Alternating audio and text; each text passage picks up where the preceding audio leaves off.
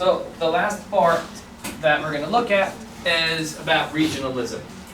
And the reason I kind of find it fun is because you can imagine the world, or you can at least try to imagine the world in a different way than it is at the moment. So when you think about the way that international relations are organized, normally you talk, well, people talk about the nation state, both in diplomacy and in international relations. And the nation state is essentially this, of course, concept that we have sovereign states, and we can trace it supposedly back to the Peace of Westphalia. There are some scholars that dispute that at the moment, but this is generally the story that gets told. If you look at the theory, so theorists assume that we live in a state of anarchy that we spoke about before, and we live in a state where every state has the rights to decide policy within their territory, and there's no 911 in the international system. So if something happens, you have to sort it out yourself and at your own risk.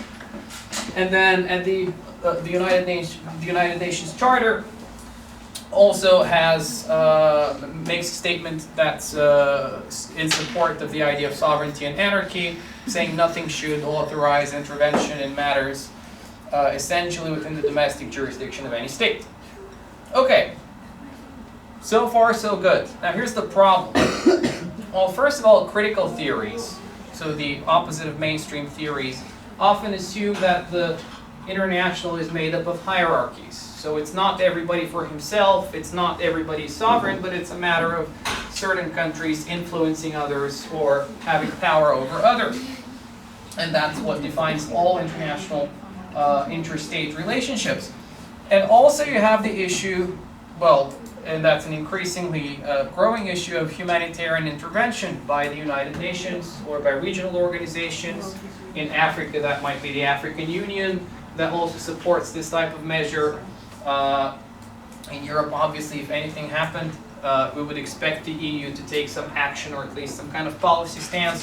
So the question is, where did sovereignty go? We were supposed to have sovereignty for everybody. So this is why I want to talk to you about the idea of regionalism and thinking of the world and the world order in terms of regions, because it's one alternative way to conceptualize it. So this is perhaps a map that you might have seen, and it's based on Samuel Huntington's idea of world civilizations. So what Huntington argued in the 90s was that the world was made up of a number of civilizations that are diverging on the basis of cultural and religious lines. And this is what the world would look like if we had civilizations rather than states. And of course, a lot of people talk about the idea that, well, perhaps this was motivated by US foreign policy at the time and the end of the Cold War and a lot of things like that. But here's my proposal to you. Whether you believe in civilizations or whether you believe that culture defines regions or whatever you might believe, here's the thing. After World War II, we've had an increasing number of regional initiatives in all regions of the world. Some of them have had greater influence, some of them are stronger, some of them are weaker. But if you look across the board, in the US, well, in North America, led by the US, we have NAFTA. So we still have a free trade agreement with Canada and Mexico. In Latin America, we've had regional initiatives dating back actually since the 1820s with Simón Bolívar and developing in various forms. Of course, some of them not particularly successful, but we've had regionalist incentives growing tremendously in Latin America, and we have what we call the alphabet soup of all kinds of organizations like ALBA and UNASUR and Mercosur and whatever. And then you have the European Union here, which we know about. You have the African Union in Africa, which is actually growing stronger. In the Middle East, even though it's not particularly functional, you still have the Arab League of States, so you've had some kind of effort to regionalize there. In Southeast Asia, you have ASEAN, So you still have a group of Southeast Asian countries that have come together. Of course, there hasn't been a great economic impact, and we're going to talk about that, but we have these initiatives that have kept evolving and that have stayed here. And China and India, as you can see them here separately, they've clearly developed as different countries. Russia, at the same time, is leading a Eurasian initiative. And that's both politically supported and by its intellectuals. We don't know where it's going to go, but the call for this initiative is still there. So my proposal is, well, what if Huntington's world is not so far-fetched? But not because of culture and because of religion, but because we actually have regional initiatives that are going on. So this is obviously a speculation. I can't convince you that I'm right, and you can decide for yourself if this is what the world looks like. But because we have these trends, this is why I want to talk to you briefly about regionalism, which I think might potentially be a great force shaping world order in the coming years. So to start off, we're going to look at a few key concepts. So in regionalism, for the longest time, there was no agreement on the definitions of key concepts. So that's why we're going to start by looking at a number of them first, and they're also on your handouts, on your sheets, and you can probably follow along as I'm talking you through them. Now, the first concept is a region. We're not really sure what we should or shouldn't define as a region, because there are scholars that argue for the relevance of geography, there are scholars that argue for the relevance of culture, and then there are scholars that argue that regions are social constructions that can be made and remade. And in support of this idea, if you just think about it for a second, think about the European Union. Okay? So if you look at, let me just scroll back one slide. If you think about the European Union, it obviously started off in Western Europe, and in recent years you've had here countries like Bulgaria and Romania in Eastern Europe joining it.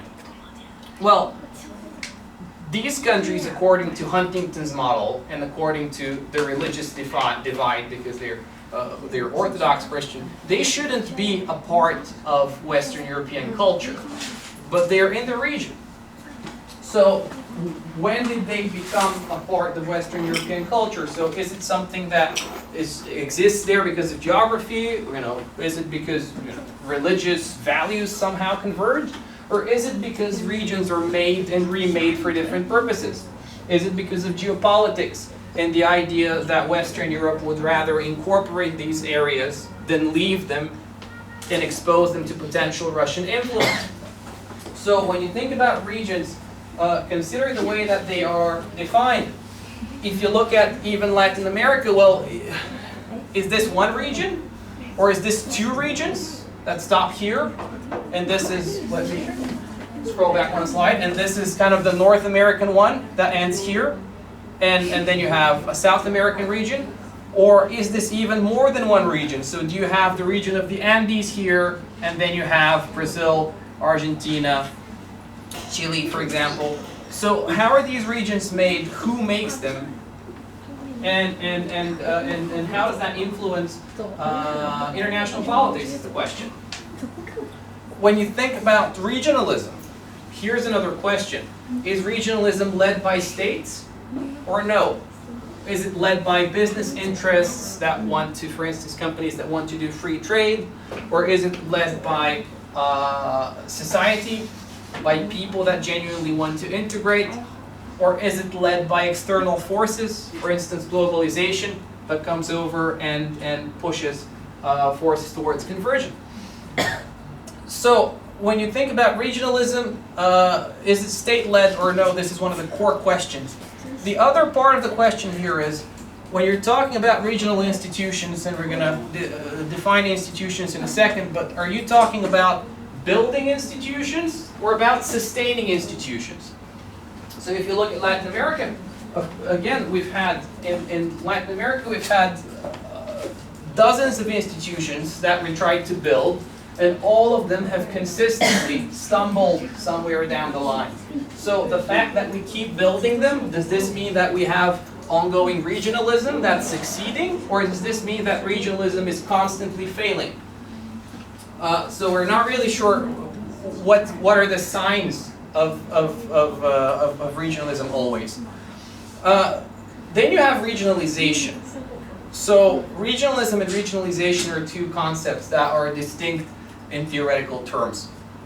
Now regionalization is something that some scholars define as transnational relations between non-state actors. So that might be different firms, different interest groups, different NGOs. Whereas regionalism is something that they usually use in reference to states. But then, obviously, you have the question of how do these two relate. So when you talk about regional order, the question is, what is the combination of regionalism and regionalization here in terms of how a certain part of the world is being governed or co-governed or managed? Now, finally, we also have on this slide regional governance. So here we talk about modes of social coordination to produce binding rules and or public goods and services in one or several issue areas at the regional level. So when you're talking about governance, how is that distinct from talking about regionalism? Is this a part of regionalism, or is this something that supersedes regionalism?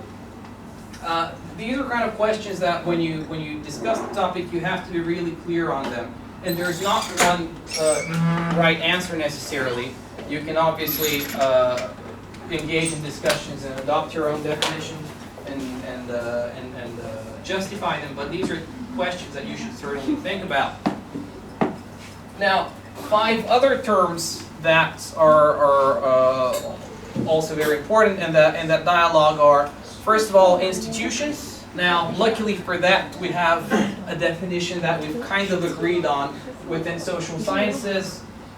So we usually use this to refer to sets of norms, rules, and procedures that enable as well as constrain actor behavior with some predictability over time, and also might constitute their identities and preferences. Now, institutions in social science does not necessarily mean organizations.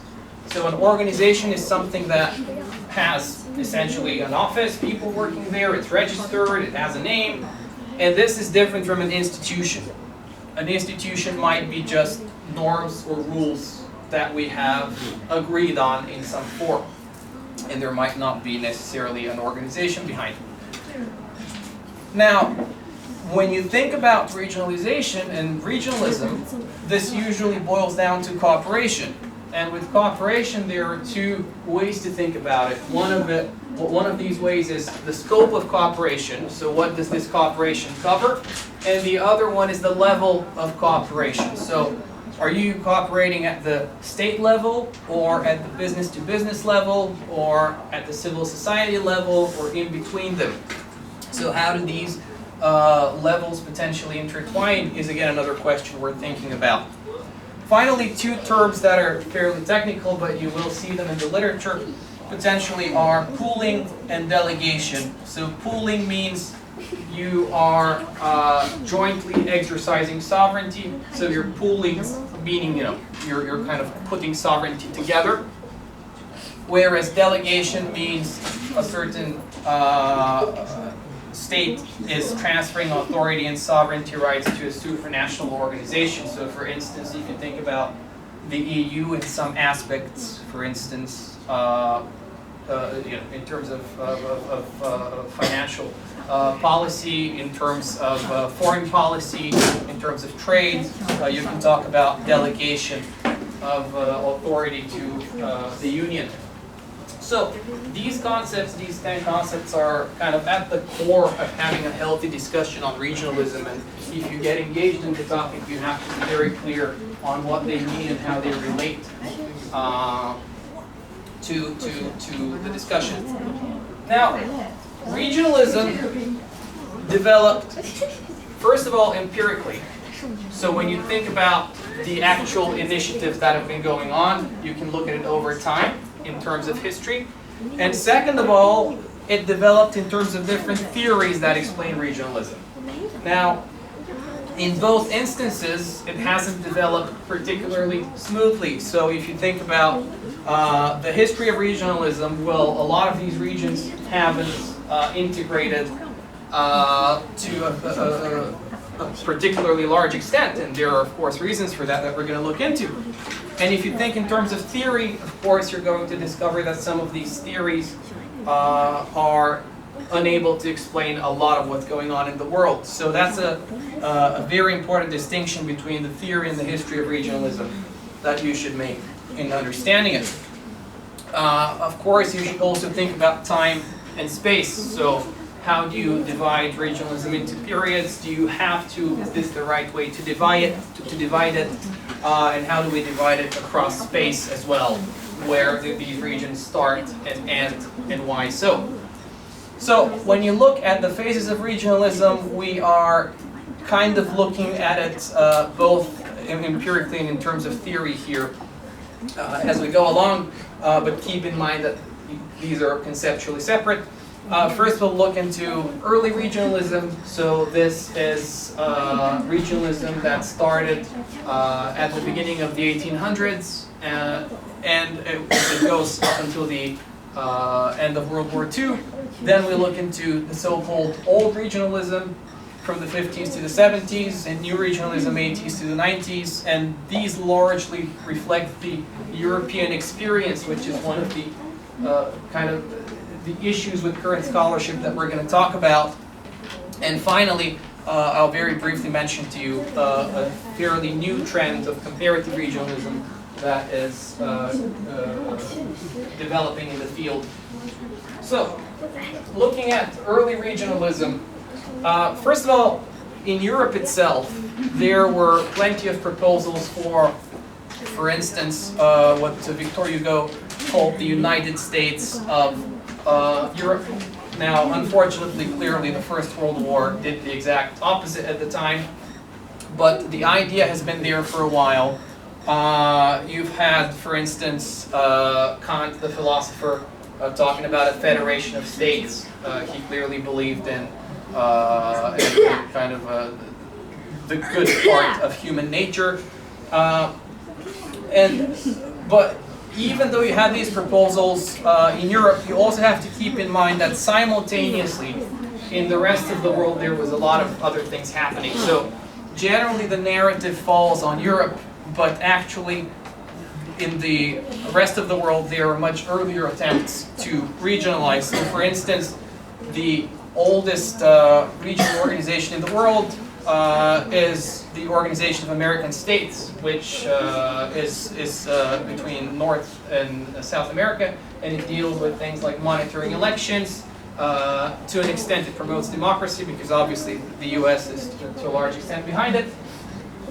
So the actual first organization in the world is not European, and neither are the earliest attempts, so, as we mentioned before, with Simón Bolívar and ideas in Latin America. However, the majority of the literature is derived, the majority of the theoretical literature at least, is derived from the European Union experience. Now there's a number of reasons for that. The first reason is clearly that at the end of World War II, you have this complete disaster in Europe, and people just wanted to somehow ensure that there's not going to be another Third World War. Hence why they focused on building a solid region in Europe and institutionalizing it. Another reason is because, well, if you think about the European experience, it's gone to far greater lengths than any other regions. Which other region has a common currency and completely free movement of people and goods? So you have good reasons to focus on the EU. However, the issue is that this is often not applicable to other regions, and we're going to discuss why later. But looking briefly at the EU experience, it started as a European coal and steel community. to regulate the industrial production under a centralized authority. And at the very beginning you had 6 countries: France, Italy, West Germany, which are actually still the 3 countries that are leading a lot of policy discussions in the European Union and decisions. And you also had Belgium, the Netherlands, and Luxembourg. So you can also see where kind of the roots of Brussels being in the center of European politics come from. In 1958, this was kind of solidified into European Economic Community and an Atomic Energy Community. And then much later, the community started to expand, and they signed a security policy cooperation agreement. And about 12 or 13 years ago, you had great progress on European law and things like that. But if you think about the history, before these things happened, you had kind of 50-ish years of economic cooperation, of a union that was gradually expanding. So it was not the case where on the first day you had security policy cooperation, or on the first day you had any kind of common laws or anything like that, or let alone a common identity that people speak in Europe about, people in Europe speak about today. So when these developments, the early ones of course, because this is the part which belongs to old regionalism here, when these early developments were taking place, you had 2 main strands of thought or theories. The first one is federalism, so it's skeptical of the nation state per se, the concept that we started with, and it's looking into a new kind of state, a federation of states, in fact. And the second one is functionalism, which is essentially both a concept and a strategy, which argues that form is supposed to follow function. What does that mean? Well, it means that first you decide what should the function of the union or of the entity be, and then design a form that serves this function. So if you decide first that you need this integrated market or whatever it might be, or first you decide that you want to avoid war, then you can basically design a form and just slot it on there and work towards that. Now obviously there's a number of problems with that, because if you think of the experiences of other regions, they have long been looking at the EU as a model, but they haven't got to the same type of integration. So throughout the years we've kind of grown to look at these theories here skeptically. When you think about them, they focus on, and Haas is one of the big theorists here, they focus on things like, and let me just read you a couple of quotes here from him. The process of regional integration is a process whereby political actors in several distinct national settings are persuaded to shift their loyalties, expectations, and political activities toward a new center, whose institutions possess or demand jurisdictions over the pre-existing national states. So that idea is essentially based on states making a step back and then shifting their loyalties and expectations, rather than designing a structure that fits the interests of the states.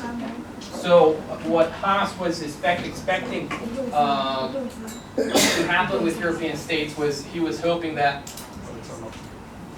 they would make leeway for a common integration process or agreement. Now, you also have the idea of regional institutions here, which is, and again, let me just read for you what the discussion was about: instrumental for the creation of functional, political, and cultivated spillover, which would ultimately lead to a redefinition of group identity, quote unquote, beyond the nation state, around the regional units and national and regional institutions. So essentially what these projects were about were, they were intentionally looking to undermine the authority of the nation state and to encourage people to accept the identity of being part of a region and not part of a state. Which, if you think about it, of course, there are plenty of developing countries which gained their independence quite recently. You know, would they be willing to agree to such a model and to give up their sovereignty and their freedom for the sake of a union that quickly? Well, it appears that that doesn't seem to happen. So the European model seems to have severe limitations in terms of, for instance, Haas's ideas of new functionalism. So the debate here is in terms of these theoretical developments, and that goes back to the 50s, 60s, 70s, was really centered on the EU. And you had the idea that regional integration would not spread from low politics to the sphere of high politics. Regional integration happened only as long as it coincided with the national interest and by taking along the nation with its baggage of memories and problems. Now, this is the exact opposite idea of Haas. So if Haas thought, if you look back at the previous slide, that national nations are expected to shift their loyalties, then what Hoffman thought was that you needed to take along the nation with its baggage of memories and problems.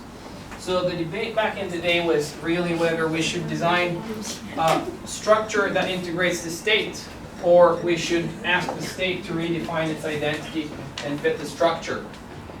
And then when you look at the ideas of Karl Deutsch, for example, the sense of community and trust are directly related to the level of transaction and communication between peoples and states. So essentially, then you have a third kind of viewpoint here, or a third way of looking at it, where regional and national identity is something that's treated in the same way theoretically, and the way that it's formed, and the way that people identify with it. So, in any case, this entire kind of debate seemed to lack agreement on any sort of definitions, and it was quite conceptual, coming from all sides. And the European community was really advocated as the model here. So the issue here is that we know that Haas himself understood this. This perhaps had some limitations, but despite that, he still suggested that this example should be imitated. If you look elsewhere in his writings, clearly indicates that he understands this might be somewhat limited, but he did suggest himself back then that this example could be imitated and applied elsewhere. This, of course, kind of influenced the whole subsequent debate that continues until today in ways that are quite Eurocentric, or rather EU-centric. Now, this entire essentially narrative on regionalist theory is quite narrowly focused on regional integration, and it's based on Europe itself rather than a generalizable theory, and hence why it has been severely criticized. Now, at the same time, again, during the 50s, 60s, 70s, there were simultaneous developments in the developing world in terms of regionalism. So you had, for instance, in Latin America, the ideas of Prebisch, who wanted to essentially ensure import substitution regionally when it came to high-value imports. So when you have a good that cannot be produced nationally, instead of importing it from a developed country or a more faraway place, you just seek a substitute regionally, and that essentially contributes to, in his idea, regional integration. Now, that didn't seem to work very well. It did result into the Latin American Free Trade Association in Montevideo, but it didn't extend very far. There were internal conflicts, there was general failure to cooperate, and there was also the issue of depending too heavily on these exports that came from outside the region. Now, after that, you had a rise in the number of military dictatorships that were established in the region, and military dictators didn't appear to be too willing to partner in that sort of cooperation schemes too well. Meanwhile, you've had the African debate, which has been influenced by what's going on in Latin America, and as we mentioned, has resulted in the African Union.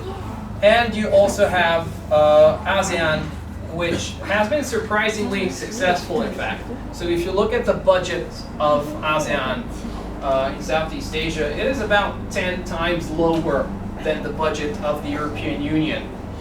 But it is surprisingly robust for the lack of resources that it has. And if you look at the population of the region, it's not small either. So there's a book called The ASEAN Miracle that suggests it's a miracle that this organization has been surviving and thriving. And the book also puts forth an interesting idea that one of the big shortcomings of ASEAN is the fact that there's no kind of common regional identity that people in South Asia tend to adopt. Now, there is a number of reasons why ASEAN was adopted and why it has worked, or at least in terms of providing theoretical explanations for it. There has been a kind of narrow political elite in charge to a certain extent, but it has been strong enough to sustain its support for the project. When it was developed in the 60s, 70s, and that should say the 80s, there was a collective threat from communism. At least in their mind, they wanted to keep communism off in Southeast Asia. So that was one of the big reasons why they would be willing to stick together. And today they keep cooperating, and they've signed economic cooperation agreements recently as well. Perhaps one of the reasons for this is counterbalancing China, because they have a huge rising China right above them, and there are a big number of small states. So that's likely one of the strategies to counterbalance China. On things like perhaps even trade disputes or any kind of military standoffs. So there are factors that are essentially sustaining ASEAN to an extent. Economically, it hasn't had a tremendous impact. You really have to look deep to find any kind of substantial benefits that have come from ASEAN. But there are still negotiations, and there are still efforts to work onto that. There's also a great book by Wang Zhongyi that's kind of a bit outdated now. It's from the early 90s, and he's a professor at Beijing at Peking University, and he was a student. He did his postdoctoral degree under one of the theorists of world systems theory. So this is a theory. Have you ever heard of world systems theory? Yes, no? So this is basically a theory which tells you there are three categories or types of states in the world, and here you have the core, which is, well, the states that are richer, and they essentially establish economic dominance. You have the semi-periphery, and then you also have the periphery. And this theory is inspired by another theory that comes from Latin America, from dependency theory, and it essentially argues that it's very hard for a state from the periphery to move to the core, or vice versa, because there are lots of dependencies in terms of imports and exports. So anyway, see that book if you have a spare minute, and decide for yourself if you believe it's relevant. There are some things that I believe are slightly outdated there, but in general, it's an interesting overview economically. So after old regionalism, into the 90s, we started moving into new regionalism, which emerged in the mid-80s, picked up speed in the 90s, And in terms of research and theory, and here we're really focusing on the academic side, the theoretical production side, there was a number of trends that came along. One of them is that you had varieties of realist and neoliberal institutional theories, but of course these are also mainstream approaches which focus on the state and focus on the institutions. You had new trade theories, but this is again more towards the mainstream part of theory. Simultaneously, you had a bunch of approaches that were new-ish at the time. So you had people looking at multi-level governance. You have people who are constructivists that believe essentially that identities are constructed, regions are constructed, and they are kind of social creations. You had people that are looking at security in new ways. And in any case, the point is that the amount of research paradigms or approaches or agendas just expanded gradually as we had the idea of new regionalism, and approaches in that kind of time period can be divided into groups very broadly, of course. One of them is the rationalist approach, which is mainstream, focused on states, institutions, the traditional types of things that you'd expect to hear. The other one is reflexivist. So the reflexivist one is inspired by societal integration, and it asks how and why are regions made, etc. Now, the rationalist approach, of course, assumes some sort of rationality, and it asks why do states choose to enter regional arrangements, why has integration proceeded more rapidly in some policy domains than in others. So, you know, if you think about integration militarily, in terms of security policy, or economically, you know, why does one move forward instead of the other? What are the issues behind that? And you also have the constructivist reflexivist approach that, again, as we spoke before, claims that there are no natural regions.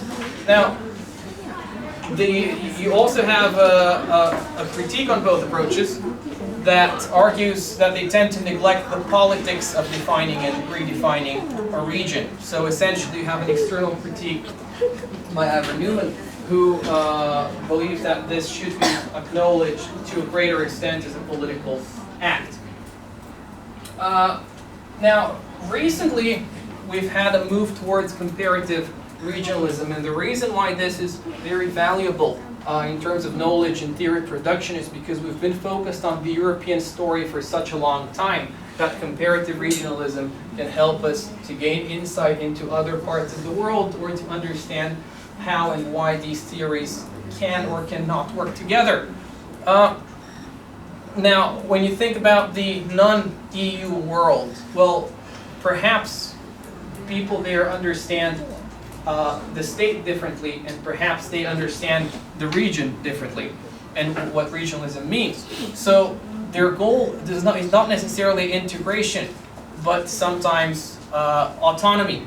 And by and large, it is autonomy, because these states tend to have a colonial past, or they tend to have historical struggles. So it is very important to understand that the conditions there, the historical conditions, are fundamentally different, and they also haven't gone through a world war centered in the region. So when you think of comparative regionalism, one of the key things to keep in mind is the historical conditions that shaped regionalism. And also you have two different forms of regionalism potentially, which date back to the ideas back to 1948. And one of them has to do with the idea of a great power that is leading a region. For instance, the way that the US is leading NAFTA, whereas the other one has to do with essentially a developmental agenda and advancing the living and economic conditions of the region. So I'm gonna leave you here, and we're gonna continue with the next part when we start next time, and look at redefining the state and redefining regionalism.